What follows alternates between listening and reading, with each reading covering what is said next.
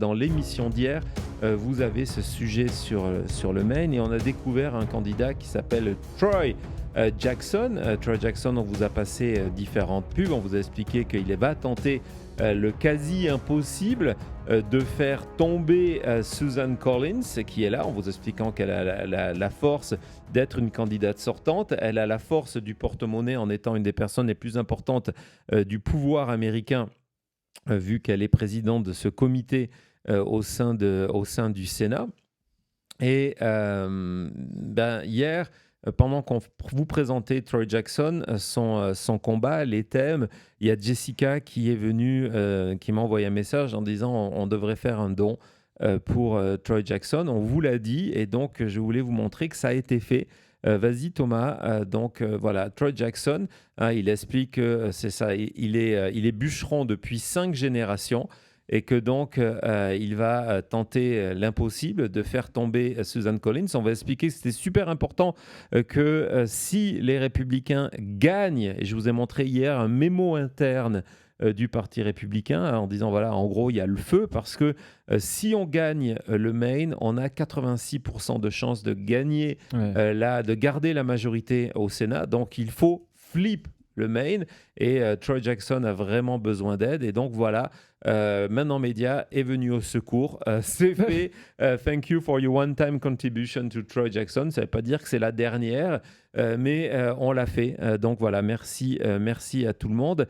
Et je voudrais vous montrer une nouvelle style de publicité inventé par les communicants de Troy Jackson qui a été publié hier, avant-hier, et qui est actuellement une des publicités qui performe le mieux, qui est le mieux notée avec les électeurs.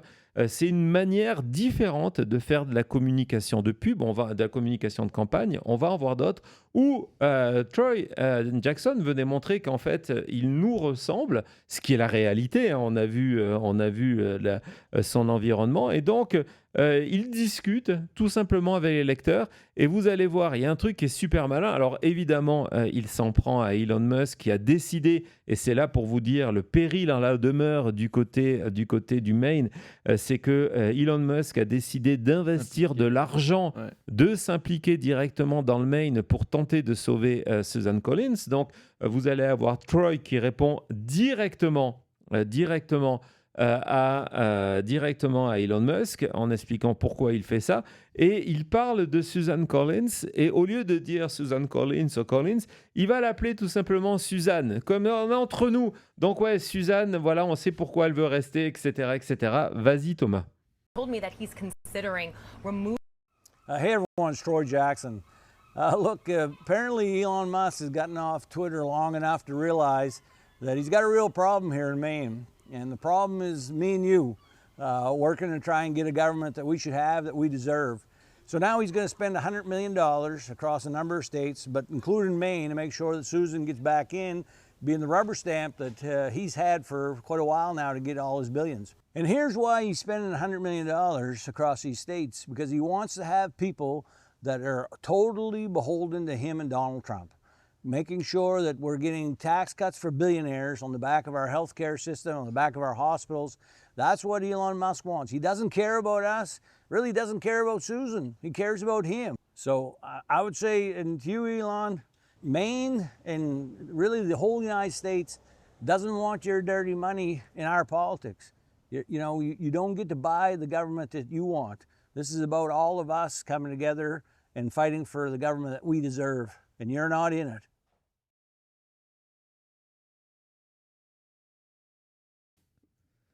Je ne sais pas si vous vous rendez compte comment cette pub est géniale. Elle est géniale, vraiment. Hein, c'est le gars qui est devant chez lui, c'est l'été au Maine. Elle a dû coûter une fortune cette pub. De quoi ? Elle a dû coûter une fortune cette pub. Exactement, avec les effets spéciaux. On voit qu'il a été conseillé sur la manière de s'habiller par sûrement des consultants extrêmement bien payés. Non, il s'habille toujours comme ça. Il a sa casquette, il a sa Casio au poignet et il s'en prend à Elon Musk en expliquant non, en fait la réalité, Elon Musk il n'a rien à faire de Suzanne, en fait il a affaire de moi parce qu'il sait que je vais l'empêcher de faire ce qu'il veut, c'est-à-dire les coupes d'emploi, les avantages fiscaux, etc.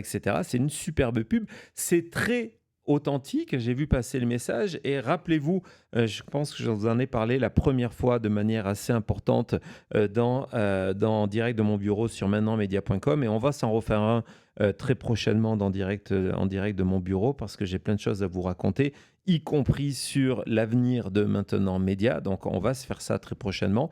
Et je vous ai expliqué que pour moi, le thème de l'élection 2028, et c'est intéressant de le voir déjà là en 2026, ça va être l'authenticité.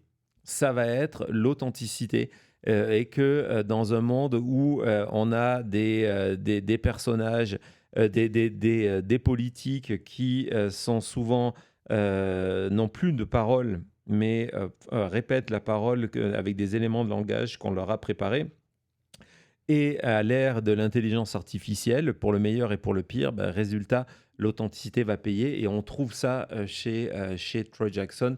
Il n'y a aucun doute là-dessus, non? C'est sûr, il joue cette carte, mais il la joue bien. Et Susan Collins, si tu y penses, jamais elle pourrait faire une vidéo comme ça. Je ne parle pas que du fait que voilà, elle ne passe pas bien à l'image avec ses maladies et ses problèmes physiques et voilà et tout ça.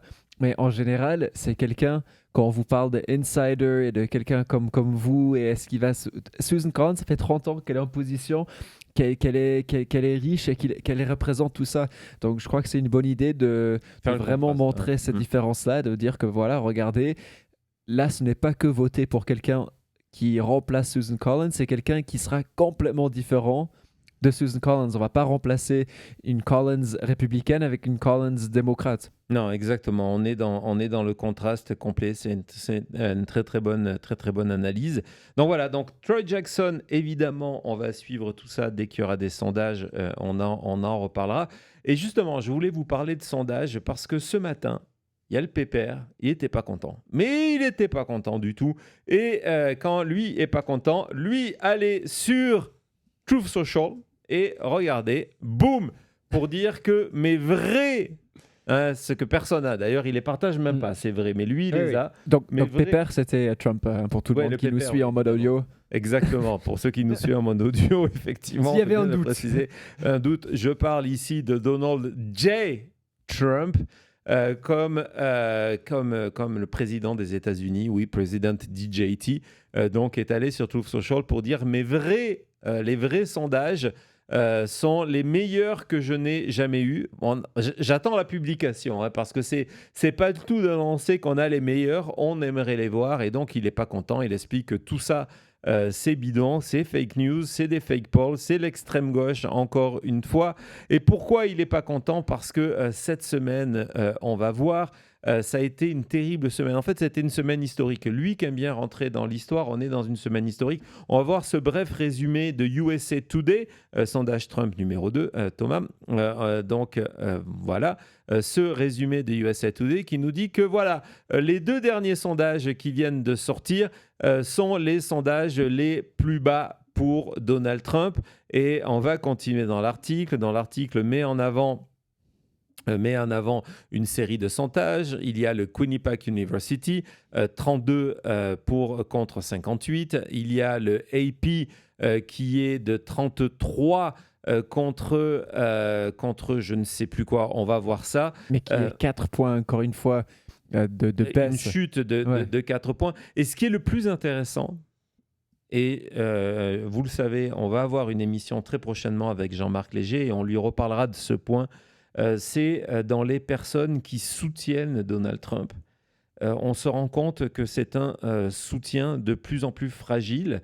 Ça veut dire que les personnes qui ont une très bonne... Il faut toujours aller voir ça. Les personnes qui ont une opinion très négative et les personnes qui ont une opinion très positive. Parce que ce sont vraiment eux dont on sait qu'ils vont aller voter. Les autres, il va falloir aller les chercher. Et aujourd'hui, on se rend compte que dans les 58%, d'un 58 à 60% d'Américains qui ont une opinion très négative, voire plus selon les sondages de Donald Trump, la très grande majorité de ces gens-là, c'est une opinion très négative de Donald Trump. Alors que le soutien, c'est ce qu'on appelle un soutien soft à Donald Trump, on se rend compte que il y a, en gros, aujourd'hui, il y a 20% des Américains qui ont une opinion très positive de Donald Trump. C'est sa base qui ne changera pas. C'est 20%. C'est historiquement bas. Je vous rappelle que lorsque on vient comparer, oui, en me disant, mais oui, mais en France, regardez, président après président, ce sont encore des chiffres plus mauvais. Vous avez un système de multipartisme. Aux États-Unis, vous n'avez que 2 options. Donc, c'est pour ça que ce sont de très mauvais chiffres. Pour bien comprendre cette semaine, on va voir que c'était une semaine historique. Donc, vous voyez, où on a battu, c'est pas moi qui le dis, c'est USA Today. Et USA Today, ils sont plutôt neutres, voire du côté de la droite américaine. Et on nous explique que cette semaine a été une semaine historique, mais que pour les mauvaises raisons. Et qu'au-delà de ces 2 autres sondages, tous ceux qui sont sortis démontrent que désormais, il y a de moins en moins d'Américains. On approche de cette ligne qui est considérée comme le territoire Bush, qui est l'endroit où, à partir de là, les partis politiques, un parti politique est en train d'imploser. On rentre dans du territoire inconnu. On y arrive. Et puis, je pense que d'ici la fin de l'été, les scores de Trump vont encore baisser. Petite illustration pour que vous voyez où on en est. Ça marche toujours visuellement. Et The Daily Beast vous a proposé ces chiffres brutaux pour Donald Trump. Donc, on comprend du coup la colère où il bat des records. Et puis, ça ne va pas s'améliorer tout ça lorsque on voit ce qui est en train de se passer au niveau du Sénat. Alors souvent on parle de lame duck. Là on vous dit carrément que en fait Donald Trump est un boulet. Ouais, il est un boulet. Donc en disant voilà, ça devient un plus grand problème et c'est pas le sujet qu'on va aborder dans quelques minutes de la caisse noire et des avantages fiscaux qui vont arranger ça. Au contraire, donc lorsqu'on avance dans ce boulet, dans cet article, vous allez voir qu'on va être surpris. Même moi, j'ai été surpris. J'ai relu plusieurs fois la ligne un petit peu plus loin pour vous expliquer ça. Donc là, l'idée, c'est de dire que Donald Trump, en plus de ça, est en train de diviser le Parti républicain et il donne des excuses d'être attaqué sur la corruption. Les républicains ont compris qu'au-delà du coût de la vie, au-delà de tout ça, c'est la corruption, le véritable thème contre Donald Trump. C'est vraiment son point le plus faible, c'est son talon d'Achille. Ouais, les deux vont ensemble, mais tu l'as dit souvent que peut-être que les Américains s'en passeraient et ne seraient pas intéressés dans la corruption de Trump si l'économie allait bien. Ouais, mais le problème, c'est qu'en ce moment, on voit qu'autour de nous, on ne peut pas payer les pleins d'essence, les courses, c'est de plus en plus cher. On prend des cartes crédit et on achète tout en mode buy now, pay later, comme Colin nous a expliqué. Et quand on se retourne vers le président pour voir qu'est-ce qu'il fait pour nous, qu'est-ce qu'il va faire pour améliorer la situation, en fait, on voit que 1, il dit qu'il s'en fiche, 2, il est en guerre, et 3, sans se cacher, il prend lui de l'argent, il fait son propre Golden Age. Exactement, c'est parfaitement résumé. Et donc, c'est un thème qui terrorise les élus du Sénat. Et vous allez voir jusqu'à quel point, on va continuer à avancer dans cet article de The Hill. Vous allez voir en disant que du côté des républicains, on se dit, regardez les problèmes des États, les États menacés, déjà on vous dit Ohio, Iowa et Texas. Donc, déjà c'est validé du côté des Texans, du côté du Sénat qu'on est en difficulté dans ces États et que la seule manière que les élus puissent s'en sortir, c'est d'essayer de montrer leur différence avec Donald Trump. Mais comment montrer sa différence avec Donald Trump lorsque on a un Congrès qui est paralysé. Les dernières nouvelles de Mike Johnson, je ne sais même pas où il est. Il est peut-être en vacances est en repérage pour les vacances de Janine Pirro, je n'en sais rien. Mais vous avez un Congrès qui ne fait plus rien, qui va partir en vacances à la fin de la semaine, n'oublions pas. Et au-delà de ça, les seules choses qu'ils font, c'est de rubber stamp, donc c'est de tamponner, de valider les volontés de Trump. Donc comment vous allez aller sur le terrain en disant « je suis républicain », mais je ne suis pas vraiment pour Trump. Alors que les seules personnes qui aujourd'hui sont motivées dans le camp républicain pour aller voter, c'est la base Trump. Donc c'est une espèce d'équation qui est extrêmement dure à résoudre. Et c'est là qu'on arrive à cette nouvelle. Regardez on estime du côté républicain que Roger Marshall, qui est élu du Kansas, et Peter Ricketts. Donc Peter Ricketts, on vous en avait parlé parce que c'est le Nebraska contre Dan Osborne. Hein, rappelez-vous la pub. Aujourd'hui, ils sont en difficulté. Le Kansas et le Michigan. Kansas gagné par 16 points par Donald Trump et le Nebraska par 20 points. C'est ce qu'il dit, c'est qu'il y a cette perception que même dans les États les plus MAGA, les plus rouges depuis toujours, même là, on va transpirer, c'est la citation, pendant ces élections. Ouais, il y aura aucune victoire facile. Wow. Et comme Cody vous l'a expliqué l'autre fois, ça veut dire qu'on va être obligé d'être sur la défensive dans ces États-là. Ce qui veut dire que les moyens... L'argent, il n'y en a pas une somme. Genre, à un moment, il n'y aura plus d'argent. Quand on doit aller défendre le Kansas, le Nebraska, le Texas, en Ohio, le Iowa, le Idaho, South Dakota, le Maine, la Géorgie maintenant aussi, ils veulent. On commence à faire en fait une liste de tout le pays. Où il y a une élection, il faut aller le défendre parce qu'on est vraiment mal du côté républicain et on ne peut pas envoyer de l'argent, surtout quand vous voyez ensuite, ok, maintenant, comme on vient de voir en Maine, quand vous avez un candidat comme Troy Jackson qui arrive à faire campagne, qui fait partie du peuple contre une Susan Collins qu'il a depuis 30 ans, on a envie d'aller voter pour Troy Jackson, donc il faut envoyer encore plus d'argent à Susan Collins. Quand on est dans le Nebraska, où on a le candidat républicain qui se cache, qui ne veut pas faire campagne, qui ne va pas aller voir le peuple du Nebraska. Et de l'autre côté, on a Osborne qui fait sa pub en disant « Je viens vous voir, prenez la date ». Comment est-ce que les républicains, à un moment, c'est pas juste une question d'argent, et même l'argent ne suffira pas parce qu'il n'aura pas assez. Ouais, non, c'est vraiment un point intéressant, mais sincèrement, quand j'ai lu là Kansas et Nebraska, et je suis pas le seul, regardez ce tweet sur ce sondage pour le Sénat, c'est même pas un sondage d'ailleurs, hein, ce sont en interne ce que disent les républicains, hein, en vous expliquant que donc aujourd'hui on s'inquiète pour Nebraska et Kansas. Et le rappel, c'est qu'au Nebraska, Ricketts, qui a 83 ans, aujourd'hui c'est aussi un facteur, 83 ans contre Dan Osborne, il avait gagné de 24 points en 2024. Et là, on en est à se dire que, oh là là, on ne sait pas si on va gagner, on va souffrir. Donc ça, c'est pour le Sénat. Ce matin, 50+1, qui est ce site de partenariat entre Strength by Numbers, le site de Gillian Morris auquel je suis abonné sur Substack, et 50+1 qui est un site qui regroupe en open source des différents spécialistes de la data. Je suis aussi abonné, a publié ses premiers pronostics en termes de chance, de ce qu'on appelle des odds, de savoir, voilà, on a un modèle, on a fait calculer qui va gagner le Sénat, et leur modèle a trouvé, en mettant tous ces sondages, l'argent qui est envoyé, les mouvements démographiques, etc., qu'aujourd'hui, au 3 août, alors on va suivre évidemment l'évolution de ce modèle-là, le Sénat est remporté par les démocrates 55-45.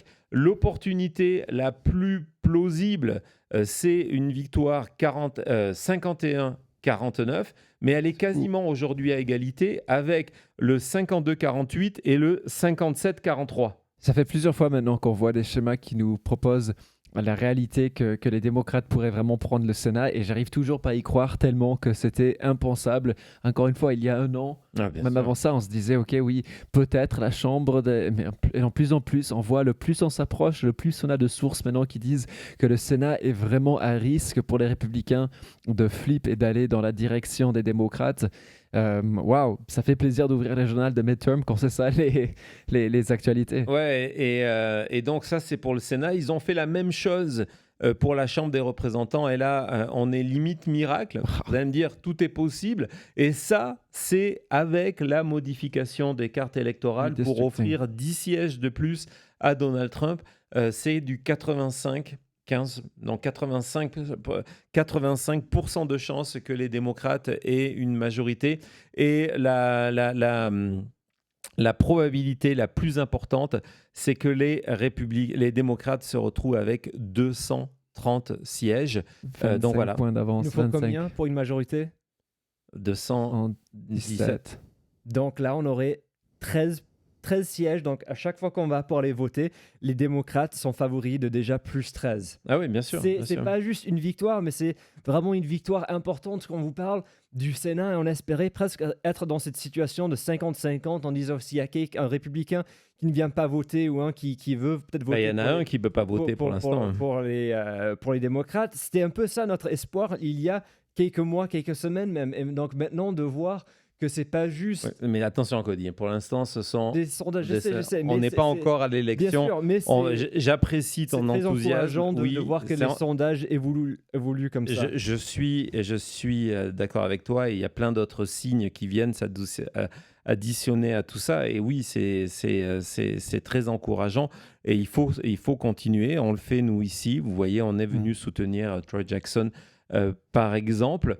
Et donc, parmi ces États-là, on va voir comment, même du côté de Harry Enten sur CNN, on n'en revient pas. C'est-à-dire que depuis des mois, Harry Enten dit « Il est en train de se passer quelque chose au Texas. Il est en train de se passer quelque chose au Texas. » Et là, ce matin, il dit « Ben voilà, on va se le dire sérieusement. C'est une vraie probabilité que James Talarico gagne le Texas. Évidemment, on est tôt.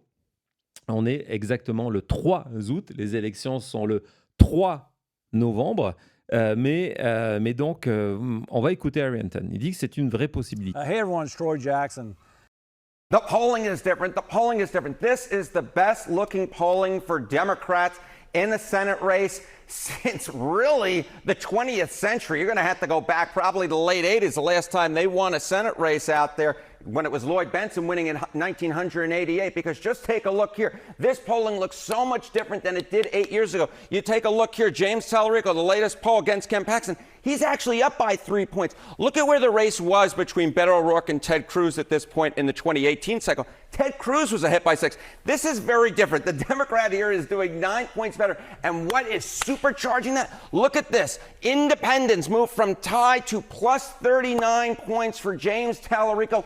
Independents, the name of the game, shifting significantly to the left camp and supercharging James Talarico. It could be real. Every single time I look at the poll, I'm going, this can't be right. This could be very, very real. Democrats have a real shot in Texas. So 26 different than 2018. Ted Cruz, again, who won, but it was very, very close, less than 3 points. How is Ted Cruz different than Paxton? How is Ted Cruz different than Ken Paxton? Simply put, Ted Cruz is popular.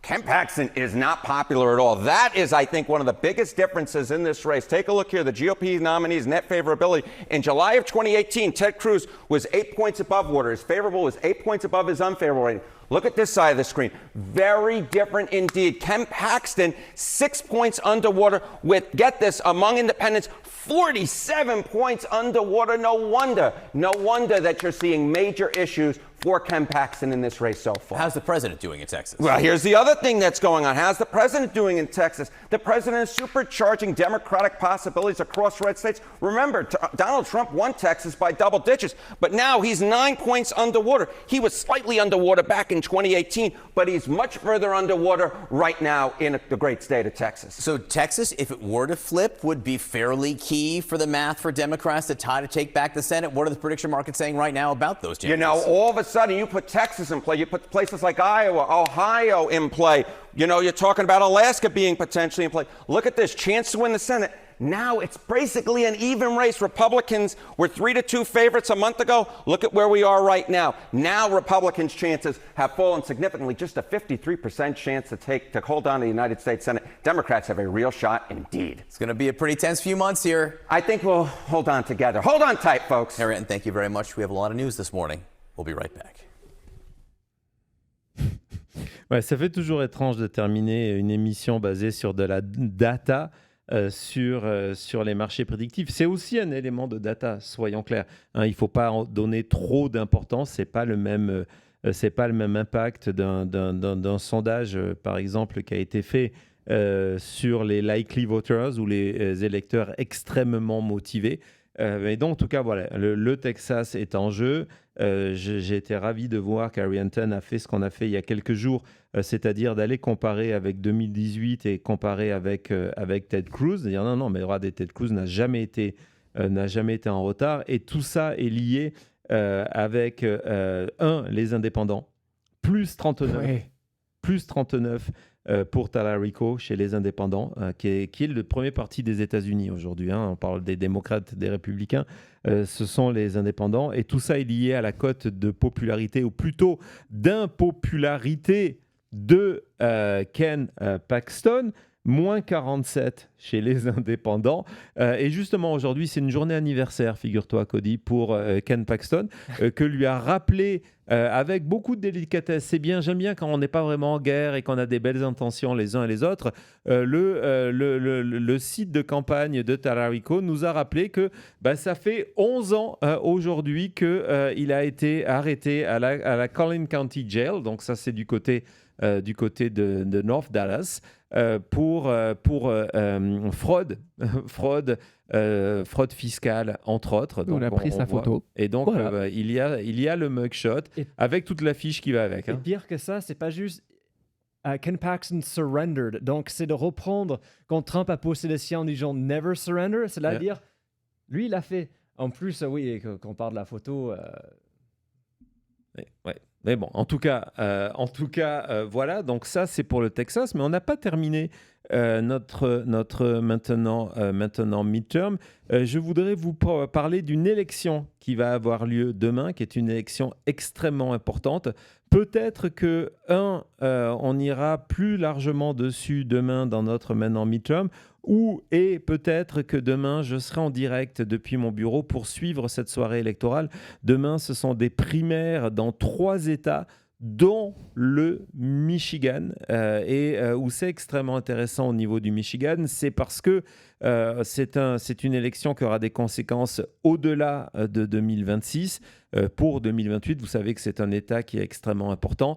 Du côté des républicains, on veut s'imposer comme de transformer cet ancien État du Blue Belt en État républicain. Et c'est aussi un moment important pour le Parti démocrate. Je vous ai expliqué, et Troy Jackson en fait d'une certaine manière partie, comment l'aile gauche du Parti démocrate est en train de s'imposer face à une aile plus conservatrice du parti démocrate. Et un des exemples, c'est évidemment le Michigan, où le candidat favori est Abdul Al-Saïd. Et donc, c'est aussi un candidat controversé. C'est un candidat musulman. C'est un candidat qui est contre ICE, qui a déclaré dans son programme qu'il voulait abolir ICE, qu'il était contre l'argent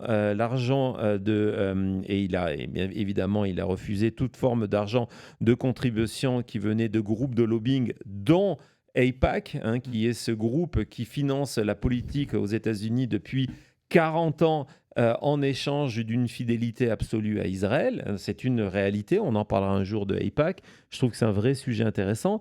Et donc, évidemment, c'est quelqu'un qui aussi reconnaît la Palestine, qui a eu des déclarations qui ont été jugées ambiguës sur le 7 octobre. Pour lui, il n'y a aucune ambiguïté dans ses propos. Mais en tout cas, voilà, on va essayer évidemment de vous parler de tout ça plus largement, peut-être demain avec une visite guidée du côté du Michigan. Mais je voulais vous montrer sa dernière pub de campagne, et pour très clairement montrer dans quel camp il est du Parti démocrate, il a fait appel à une superstar des démocrates. Vas-y Thomas.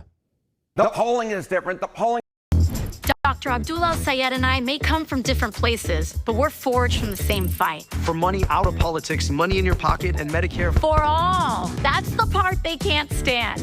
That's why billionaires are spending millions to bury Abdul and this movement. For all, because wherever you live, however you pray, whoever you vote for, I'm gonna fight for you. And we only win When all of us win. That's right.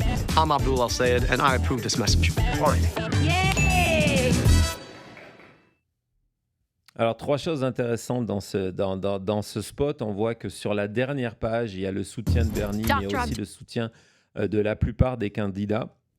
Cette phrase qu'on entend, c'est la première fois que je l'entends dans un spot de campagne où il dit vous pouvez compter sur mon soutien où que vous soyez, où que vous priez. Donc dire voilà, je ne ferai pas de prosélytisme et je vous soutiendrai quelle que soit votre religion. Et puis ce rappel dont on parlera demain parce que je trouve que c'est le plus intéressant, le fait que il y a eu énormément d'argent qui sont partis vers le Michigan parce que c'est une élection extrêmement importante, y compris de l'argent de groupes de pression, des intérêts de millionnaires et de milliardaires qui sont allés à sa concurrente. Et à la fois de l'argent de groupes MAGA qui sont allés vers sa campagne en se disant voilà, ça nous permettra d'avoir un radical pour faire campagne contre lui lors de l'élection du mois de novembre. Donc évidemment, on va essayer de parler de tout ça. On est à peu près dans la même situation du côté du Wisconsin, où la candidate favorite, parce que Abdul Al-Saïd est favori, ne l'oublions pas, il est en tête, je crois, dans les 8 derniers sondages qui sont sortis sur les marchés prédictifs. Il a genre 90% de chances de succès. Donc, il est en tête. On a la même dynamique du côté du Wisconsin, cette fois-ci pour le poste de gouverneur, avec une candidate d'origine coréenne qui vient d'un milieu prolétaire, on va dire ça comme ça, qui est une ancienne employée de restaurant qui a monté peu à peu les échelons pour avoir son propre restaurant. Elle a une particularité, Cody. Sais-tu laquelle? On parle ici de Francesca Hong, que tu vas beaucoup aimer. Elle est née un 4 novembre. Ok. Elle est née un 4 novembre. Je vote. Et donc, on vous en reparlera d'elle, mais je voulais vous montrer son dernier spot de campagne, Francesca Hong, du côté du Wisconsin. Dr. Abdullah said It's so stressful to get by these days, and I know a lot about stress. I work in restaurants. I started in this kitchen 15 years ago, and you might recognize what's across the street. A lot of people in that building don't get why it's so hard to get by right now. Working hard doesn't mean you can always keep up. One wrong step can lay you out flat. This is by design. I'm State Representative Francesca Hong. I'm a service worker, community organizer, and a mom. I work for a living. Always have, still do. 5 years ago, my community sent me to the Capitol. The system is rigged. I'm running for governor to fix it. For years, we've been told that doing better isn't possible. Well, let me tell you, that's bullshit. All we need to do is fight together. We can fully fund our public schools and have universal childcare. We can guarantee paid leave and have cheaper healthcare. We can fix a rigged system that puts oligarchs over workers and small businesses. We can do better. Don't let anyone tell you we can't do this. We can build a Wisconsin where we share the table. I'm Francesca Hong, and I'm running for governor because I know that together we make better possible.